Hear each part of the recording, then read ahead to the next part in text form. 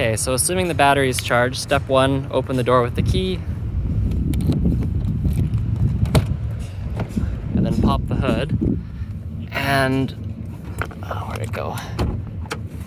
And there's a 12-volt disconnect under the hood so that when the car is sitting for a while, it doesn't drain the 12-volt battery. I think you got it that way, yeah, perfect. So it's right here, just turn that on. And then you come back inside the car. It takes about 3 seconds, I think, for all the computers to start up. But once that screen lights up, then you're good to start it. So you put the key in, turn to position 2, wait for the gauges to sweep, press down on the brake, and then position 3 and back. And you should hear a bunch of clicking noises.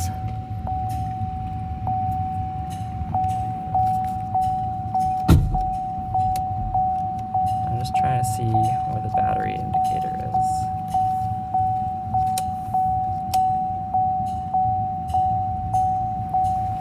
I don't think that worked.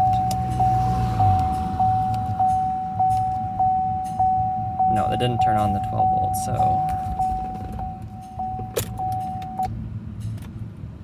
something is making it unhappy.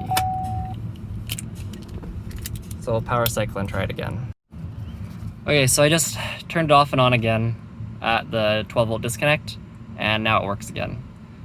And I know it's working because if I go to the menus and I look at battery voltage, it says 13.4, which means that the DC-DC converter in the back is energized, and that's probably the pickiest component.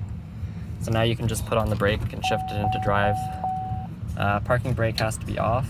That's controlled by this little switch down here, of course. And then when you touch the gas, it'll just move forward. So we'll just swing it over into the dyno.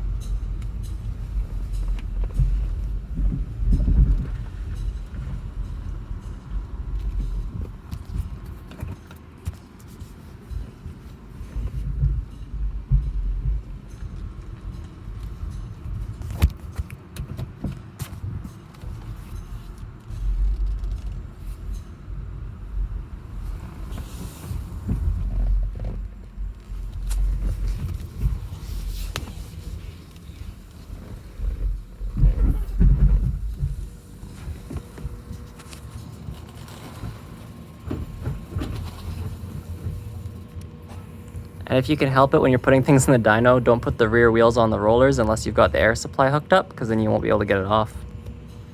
Okay, shutdown wise, put it in park. It's nice to apply the parking brake. The little park icon will show up on the dash. Make sure all the windows are rolled up. Security reason. Take out the key. I always switch the lights to off from auto so they're not running while you're trying to do the shutdown. Because if they're all running, then it's gonna drain the battery, and you don't want that for next time. So pop the hood again, lock all the doors,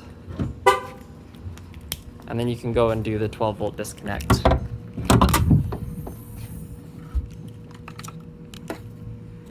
And the vehicle is fully locked and 12 volts disconnected, so it should start in a few months when it's touched again or whatever.